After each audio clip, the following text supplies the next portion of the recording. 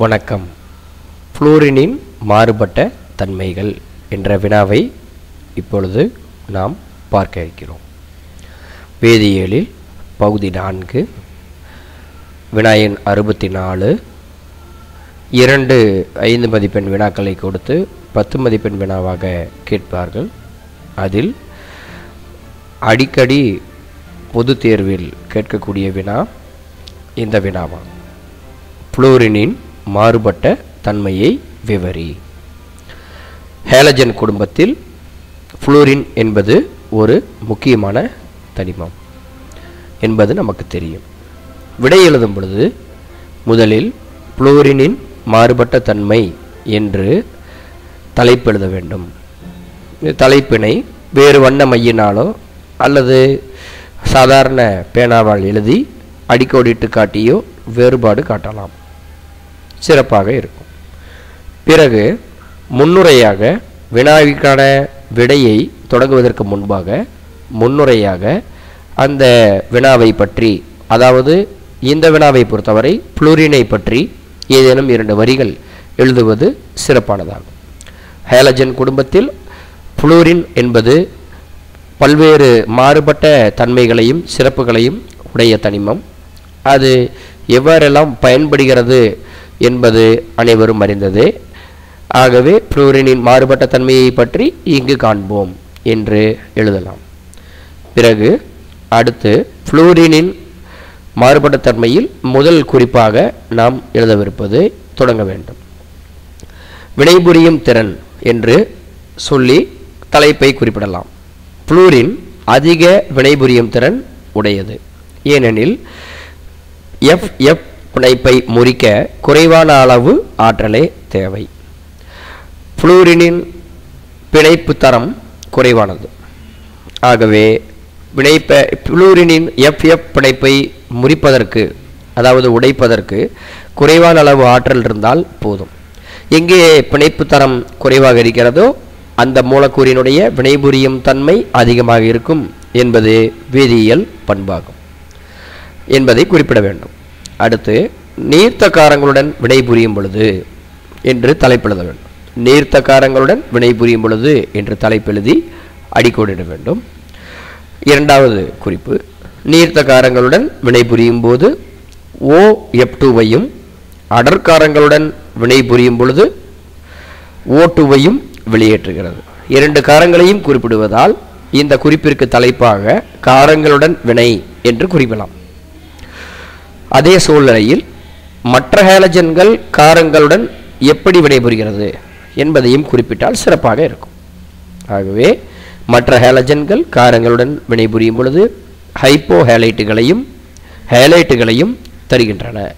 ஆனால் புளூரினானது நீர்த்த காரங்களுடன் வினைபுரியும் பொழுது OF2வையும் அடற்காரங்களுடன் வினைபுரியும் பொழுது O2வையும் வெளியேற்றுகிறது. அடுத்து ஹைட்ரஜனுடன் வினை என்று தலைப்பு எழுத வேண்டும்.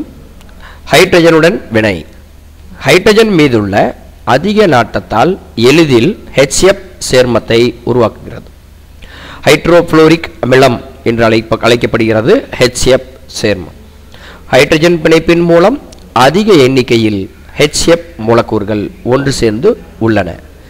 ஹைட்ரோஃப்ளூரிக் அமிலம் என்று சொல்லக்கூடிய இந்த அமிலத்தில் ஹைட்ரஜன் பிணைப்பின் மூலம் அதிக எண்ணிக்கையில் HF மூலக்கூறுகள் அமைந்துள்ளன.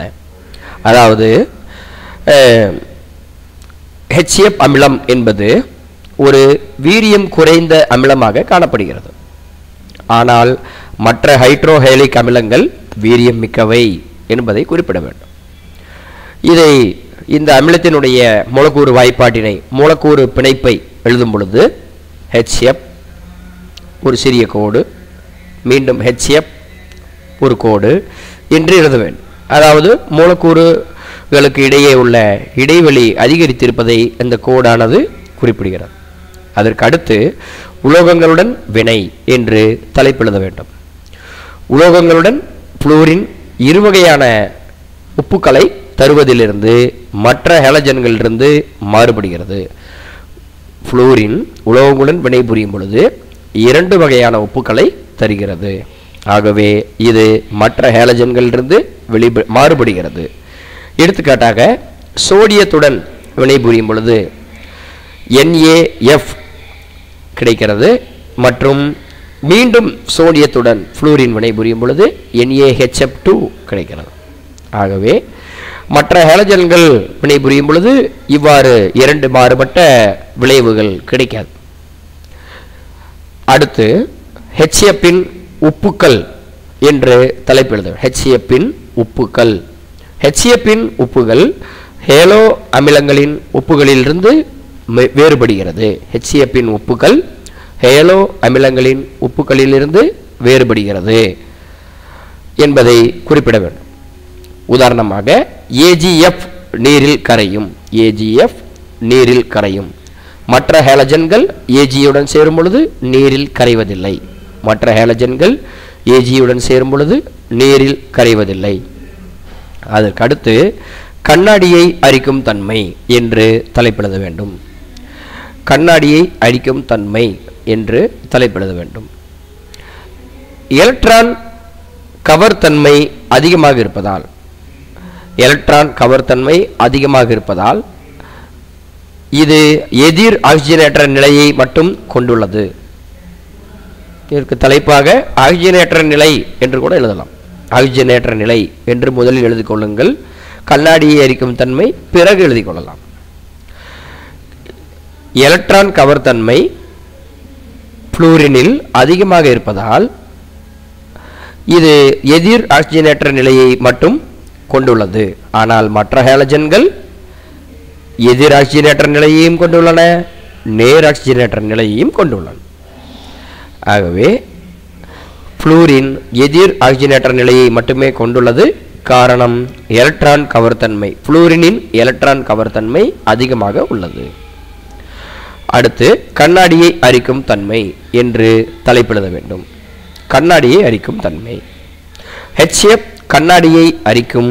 மற்ற ஹேலஜன்கள் கண்ணாடியை அரிக்காது. HF கண்ணாடியை அரிக்கும். மற்ற ஹேலஜன்கள் அதாவது HX2 கண்ணாடியை அரிக்காது. அவற்றை மற்ற ஹேலஜன்களுடன் ஹைட்ரஜன் சேருவதை நாம் கண்ணாடி பாத்திரங்களில் கண்ணாடி குடுவைகளில் சேகரித்து வைக்கலாம். ஃப்ளூரினின் வெளிக்கூட்டில் d ஆர்பிட்டால் இல்லாததால் பாலிஹேலைடுகளை உருவாக்குவதில்லை. ஃப்ளூரினின் வெளிக்கூட்டில் d ஆர்பிட்டால் இல்லை. எனவே ஃப்ளூரினானது பாலிஹேலைடுகளை உருவாக்குவது இல்லை. பாலிஹேலைடுகளை உருவாக்க வேண்டும் என்றால் ஒரு மூலக்கூறினுடைய வெளிக்கூட்டில் d ஆர்பிட்டால் இருக்க வேண்டும் என்பது நமக்கு தெரியும். எனவே I3 negative, Br negative, Cl3 negative, Br3 negative, Cl3 negative. மீண்டும் சொல்கிறேன், I3 negative, Br3 negative, Cl3 negative அயனிகள் உள்ளன. ஆனால் F3 நெகட்டிவ் அயனி இல்லை. F3 நெகட்டிவ் அயனி இல்லை என்பதை நினைவில் வைத்துக் கொள்ள வேண்டும். இவ்வாறு மற்ற தனிமங்களிலிருந்து ஃப்ளூரின் முற்றிலும், அதாவது தனிமங்கள் என்பதை விட மற்ற ஹேலஜன்களிலிருந்து ஃப்ளூரின் என்பது முற்றிலும் மாறுபட்ட தன்மையை கொண்டுள்ளது. ஆகவே இது பல்வேறு வேதிவினைகளில் பயன்படுகிறது என்பதை நாம் கவனிக்க வேண்டும். இப்பொழுது இந்த வினாவிற்கான விடை முழுவதையும் 8 குறிப்புகளையும் எழுதி முடித்தாகிவிட்டது. விடையை முடிப்பதற்கு முன்பாக முடிவுரை என்ற வகையில் ஏதேனும் ஒரு வரி அல்லது 2 வரிகள் ஓரிரு வாக்கியங்களில் எழுதுவது மிகச் சிறப்பானது. ஆகவே முடிவுரையில் எழுதும் பொழுது ஃப்ளூரினுடைய என்னென்ன குறிப்புகளை எல்லாம் நாம் குறிப்பிட்டிருக்கிறோம் என்பதை சொல்லி இவ்வாறு மாறுபட்ட தன்மையுடையது என்று எழுதலாம். உதாரணமாக வினைபுரியும் திறன், ஆக்சிஜனேற்ற நிலை, ஹைட்ரஜன் மீதுள்ள நாட்டம், உலோகங்களுடன் வினை, உப்புக்களின் மாறுபட்ட தன்மை, எலக்ட்ரான் கவர் தன்மையில் அதிகமாக இருப்பது, கண்ணாடியை அரிக்கும் தன்மை, டி ஆர்பிட்டால் இருக்கக்கூடிய தன்மை, இப்படி பல்வேறு முக்கியமான வேதி பண்புகள் அனைத்திலும் ஃப்ளூரினானது மாறுபட்ட தன்மையை கொண்டுள்ளது என்று. எனவே இது ஹேலஜன் குடும்பத்தில் ஒரு மாறுபட்ட தனிமமாக விளங்குகிறது என்பதை குறிப்பிட்டு முடிவுரை எழுதி விடையை முடிக்க வேண்டும். நன்றி, வணக்கம்.